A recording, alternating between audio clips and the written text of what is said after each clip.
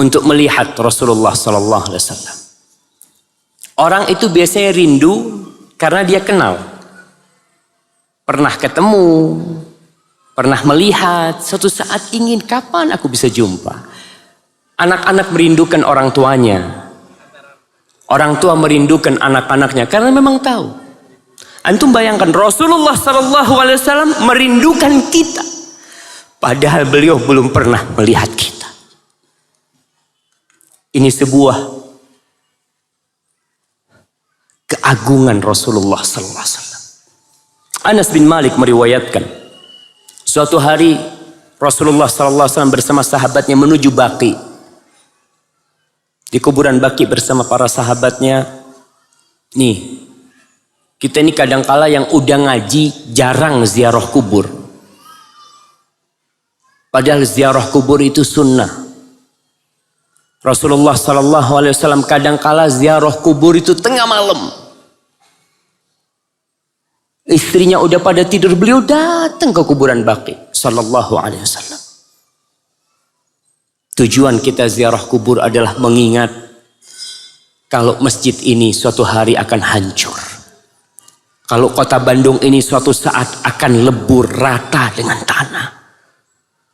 Kita ingat kalau kita diciptakan bukan untuk menjadi penduduk bumi ini.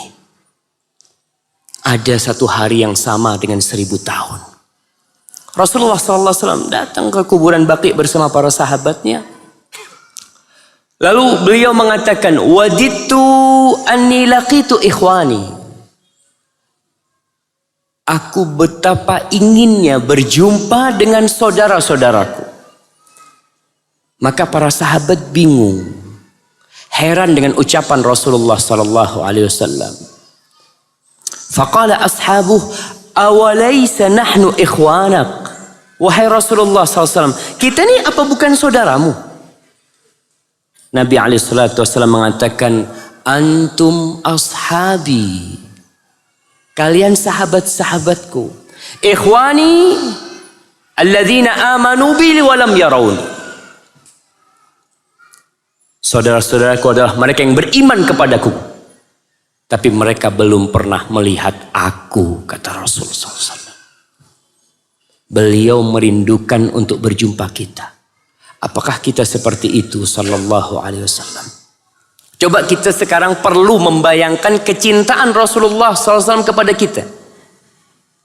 Kadangkala kita nih tidak menghargai orang karena kita nggak kenal. Coba antum umpamanya sekarang nih duduk di masjid ini.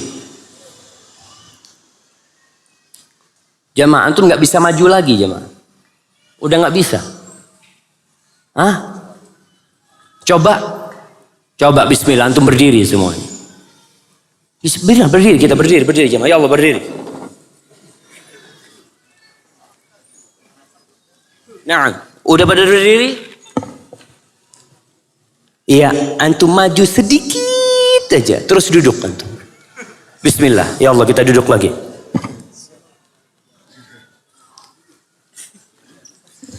Nah, Masya Allah, Masya Allah, Masya Allah. Alhamdulillah. Sebagian pahanya di atas paha saudaranya. Tapi nggak apa-apa jemaah. Aduh, bisa duduk insya Allah. Kalau yang mungkin punya sakit kakinya bisa di belakang anak kosong sini. Baik. Alhamdulillah masih luas jemaah. Sebenarnya yang perlu kita perluas itu hati kita. Antum sekarang merasakan ada kaki orang lain di kaki antum. Kata Rasul sallallahu alaihi wasallam, al-mu'min lil mu'min kal bunyan. Seorang mukmin untuk mukmin lainnya itu seperti bangunan. Yashuddu ba'duhu ba'dah. Mereka saling menguatkan. Mereka saling mengkokohkan. Dan kita sekarang merasakan. Kalau saudara kita yang di samping kita adalah termasuk dari kita. Satu jasad sama kita. Ustaz. Tapi nggak enak duduk kayak gini Ustaz. Nah, sebentar kita sampai jam berapa? Insya Allah sampai jam 7. Masya Allah.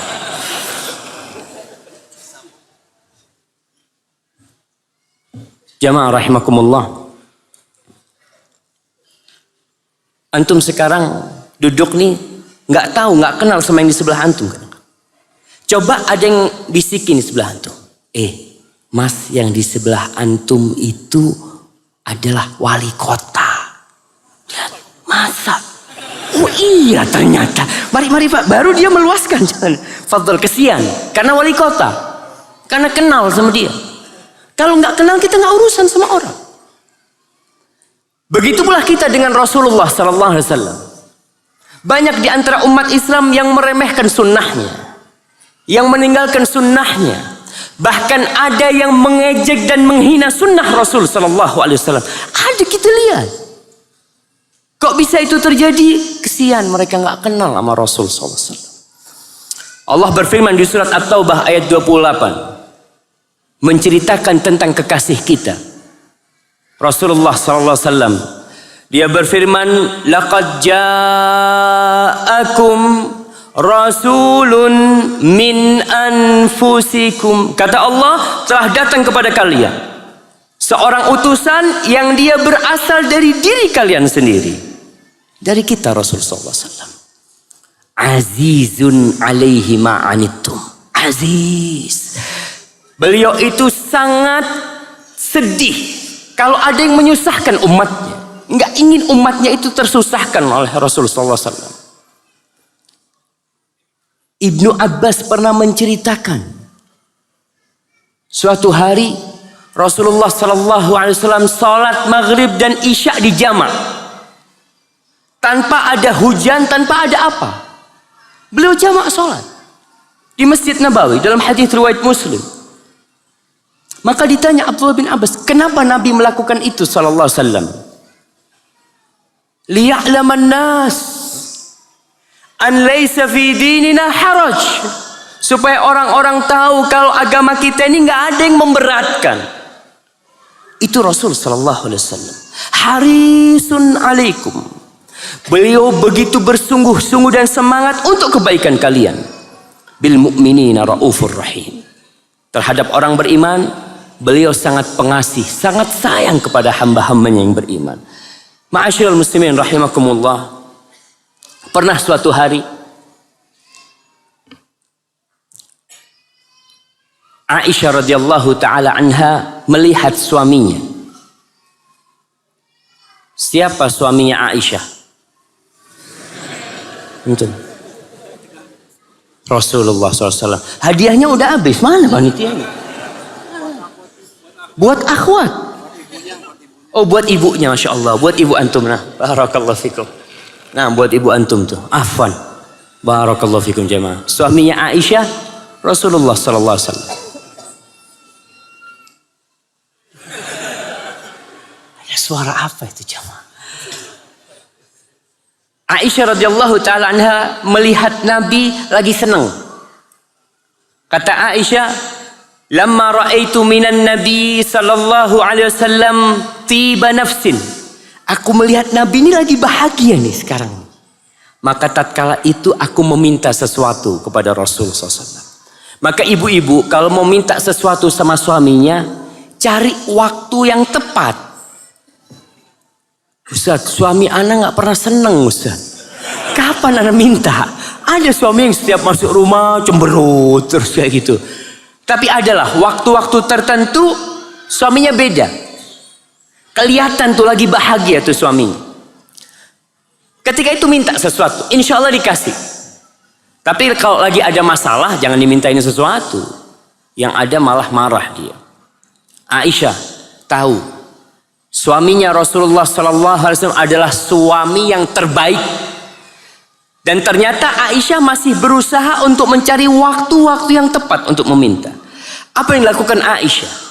Kata Aisyah radhiyallahu taala anha, "Qultu ya Rasulullah, ud'ullah li."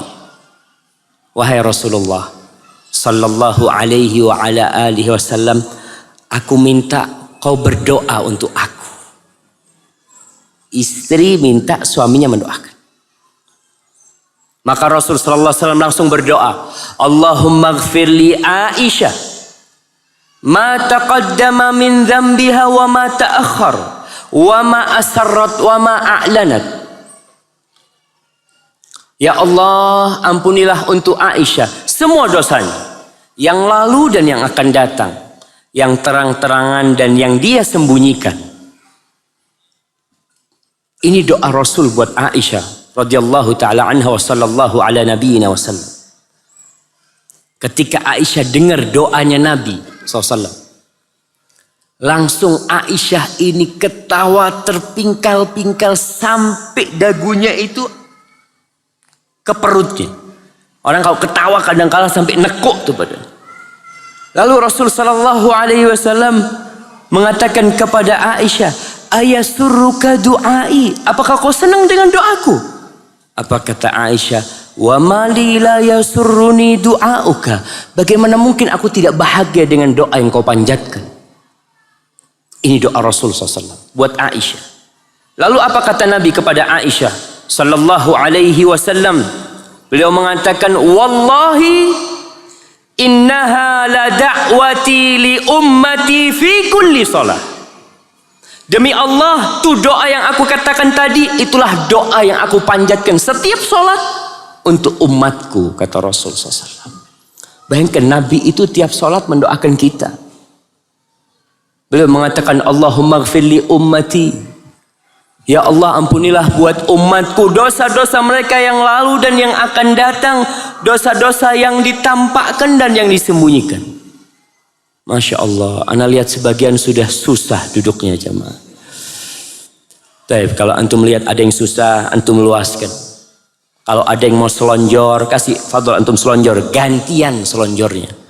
Iya, kadang-kala memang nekuk kaki itu nggak enak, tapi mau gimana lagi, masjidnya nggak cukup. Ma'asyiral muslimin rahimakumullah. Nabi mendoakan kita sallallahu alaihi wasallam. Kita pernah nggak doakan Rasul sallallahu alaihi wasallam? Iya Ustaz. Coba hari ini ana mau tanya, yang salawatnya 1000 kali ana kasih hadiah. Mana hadiah? Nah, jamaah. Baik Ustaz. 900. Ustaz, kita nggak boleh riya Ustaz. Nah, sebagian ini sudah 1200 salawatnya. Jamaah, kalau setiap kali antum bersolawat, antum dapat tas.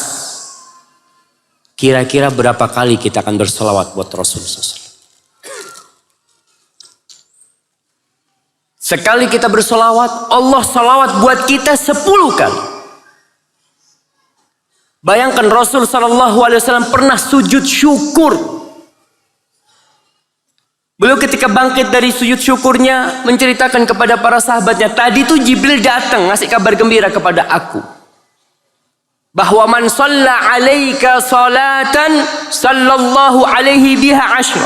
Kalau ada salah satu umatmu yang bersalawat sekali untukmu, Allah akan bersalawat buat dia 10 kali jamaah. Antum duduk, Allahumma sholli ala Muhammad, Allah membalasmu 10 salawat buat untuk dirimu. Terus kenapa kita tidak mau bersalawat buat Rasul sallallahu alaihi wasallam? Beliau akan memberikan syafaat.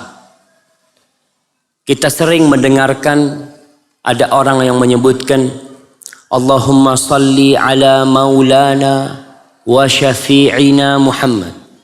Nah, Rasul sallallahu alaihi wasallam kelak akan memberikan syafaat kepada umatnya pada hari kiamat. Beliau alaihi salatu wassalam akan memberikan syafaat kepada umat. Ketika manusia di padang mahsyar, mereka tidak segera mendapatkan kejelasan. Mereka dihukum atau tidak dihukum. Tidak ke surga, tidak neraka. Mereka pada kebingungan. Oleh karena itu, orang yang berada di tahanan kepolisian sama orang yang berada di penjara, kondisi jiwanya lebih nyaman yang ada di penjara. Karena dia sudah mengetahui vonis dia. Tapi yang di tahanan gundah, takut dia. Kira-kira gimana nih aku? Maka para manusia yang ada di padang mahsyar Tatkala belum ada hisab, belum ada mizan, mereka pada kebingungan. Sampai disebutkan dalam beberapa riwayat orang-orang kafir itu kepingin segera dihukum walaupun ke neraka. Na'udzubillah min dzalik. Akhirnya mereka mencari pertolongan. Ini yang namanya syafaat. Mencari orang supaya orang itu ngomong sama Allah. Supaya kita diselesaikan urusannya. Maka mereka datang menjumpai Nabi Adam alaihissalam. Nabi Adam angkat tangan. Mereka datang menjumpai Nabi Nuh alaihissalam. Nabi Nuh angkat tangan. Mereka datang menjumpai Nabi Ibrahim alaihissalam, Khalilur Rahman. Dia pun angkat tangan. Mereka menjumpai Nabi Musa alaihissalam. Nabi Musa angkat tangan. Mereka datang menjumpai Nabi Isa alaihissalam. Semuanya angkat tangan. Lalu di depan manusia jumlahnya miliaran. Mereka mendatangi Rasulullah sallallahu alaihi wasallam. Mereka minta tolong supaya Nabi SAW berdoa memohon kepada Allah agar diselesaikan urusan umat ini. Ketika orang-orang datang meminta tolong kepada Rasulullah SAW, Nabi mengatakan ana laha, itu buat aku itu. Maka beliau sujud di bawah arsy. Beliau berdoa memohon kepada Allah Subhanahu wa taala. Kemudian Allah mengatakan kepada Nabi, ya Muhammad sallallahu alaihi wasallam, irfa' ra'sak, angkat kepalamu. Beliau sujud mohon sama Allah, kemudian disuruh mengangkat kepalanya. Sal tu'ta, yang kau pinta akan diberi. Washfa' tu syafa', kamu ingin meminta pertolongan buat orang, akan diterima syafaatmu. Fa arfa'u ra'si, maka aku mengangkat kepalaku, mengatakan kepada Allah Subhanahu wa taala, fa aqulu ummati ya rabbi, ummati ya rabbi, ummati ya rabbi. Dia minta umatku ya Allah, aku minta umatku ya Allah. Beliau ingat sama kita. Beliau tidak memikirkan diri beliau sendiri sallallahu alaihi wasallam. Kita yang disebut sama Rasul sallallahu alaihi wasallam. Fayaqul, kemudian Allah berkata kepada Nabi Muhammad SAW, ya Muhammad alaihi salatu wassalam, adkhil min ummatika man la hisaba alaihim minal babil ayman min abwabil jannah. Muhammad sallallahu alaihi wasallam, masukkan umatmu yang masuk surga tanpa hisab. Suruh mereka, persilahkan mereka masuk. Yang masuk surga tanpa hisab, masuk dari pintu kanan surga. Adapun pintu-pintu yang lainnya itu untuk semua umat. Tapi pintu kanan surga diperuntukkan yang masuk surga dari umat Nabi Muhammad yang tanpa hisab sallallahu alaihi wasallam. Hadis ini diriwayatkan Imam Bukhari. Semua nabi itu punya doa.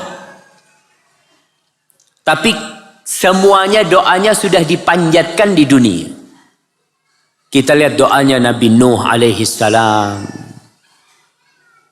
Doanya Nabi Musa, Nabi Isa. Sudah doa-doa mereka dikabulkan.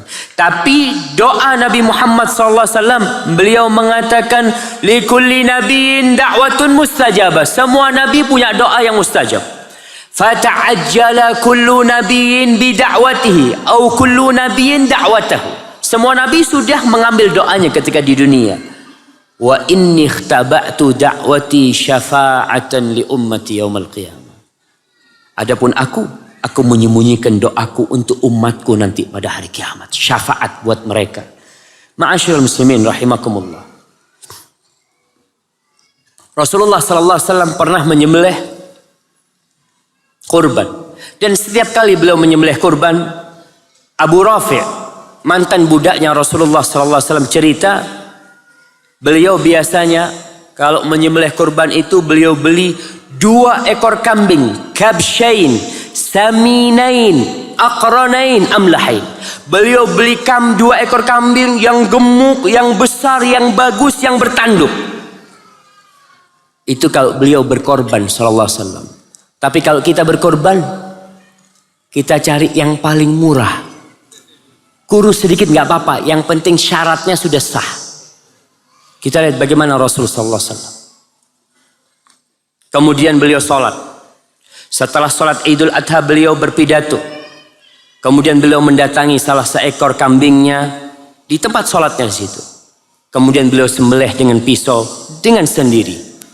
Beliau mengatakan, Allahumma inna hadha an ummati jami'an mimman syahida laka bitauhid wa syahida li bil balagh. Ya Allah, ini seekor kambing aku korbankan untuk semua umatku. Mereka yang bersaksi la ilaha illallah dan bersaksi Muhammad Rasulullah sallallahu alaihi wasallam. Hadis riwayat Ibnu Hibban dan dihasankan oleh Syekh Albani. Itu Rasulullah sallallahu alaihi wasallam. Beliau seringkali meninggalkan sebuah amalan karena takut memberatkan umatnya. Siapa yang menyebutkan beberapa amalan yang ditinggalkan oleh beliau karena beliau takut menyusahkan umatnya, nggak jadi dianjurkan, nggak jadi diperintahkan. Fadhal. Bersiwak setiap sholat. Oke. Yang kedua, naam antum. Yang keras suaranya. Sholat tahajud. Mungkin sholat tahajud di waktu Ramadan. Nah, iya. Iya apa enggak? Taib, enggak apa-apa jemaah. Kita kasih jemaah banyak hadiahnya, tenang. Taib. Bersiwak setiap, ya sama tadi bersiwak jemaah. Udah. Taib, yang dekat-dekat sini, nah, fadhal antum. Qobliyah maghrib. Enggak sih ya. Rasulullah SAW cuma mengatakan sallu qabla maghrib, salatlah sebelum maghrib bagi yang mau, kata Rasulullah SAW. Tapi beliau meninggalkan sebuah amalan karena takut memberatkan umatnya.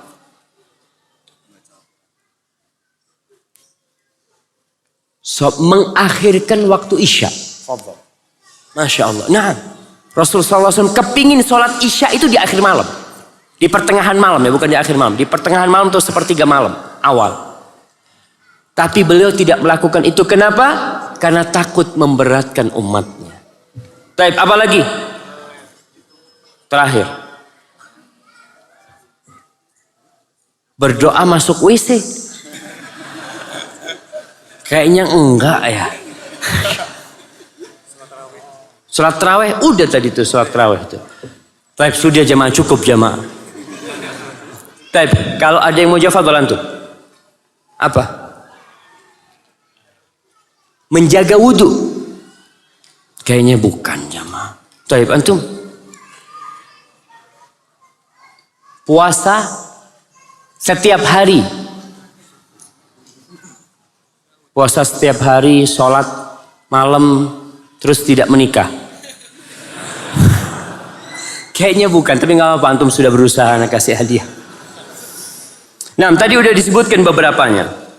Di antaranya, beliau sallallahu alaihi wasallam mengatakan, laula an asyqa ala ummati, andai kata aku tidak takut memberatkan umatku, ma qa'adtu khalfa sariyah. Wala wajidtu anni uqtalu fi sabilillah thumma uhya thumma uqtal thumma uhya thumma uqtal. Rahul Bukhari. Andai kata aku tidak takut memberatkan umatku, niscaya aku akan selalu berada di setiap peperangan. Beliau kadangkala perang berangkat sendiri, kadangkala menyuruh sahabatnya untuk memimpin. Tapi beliau tidak, karena takut memberatkan umatnya. Maka beliau kirim beberapa sahabat, yang lainnya nggak berangkat, berada di Madinah. Dan aku kepingin ketika aku perang aku terbunuh. Kemudian aku dihidupkan kembali. Untuk apa? Untuk terbunuh kembali. Kemudian aku dihidupkan kembali. Untuk apa? Untuk terbunuh kembali. Sallallahu alaihi wasallam. Itu niat beliau ingin mati syahid di jalan Allah.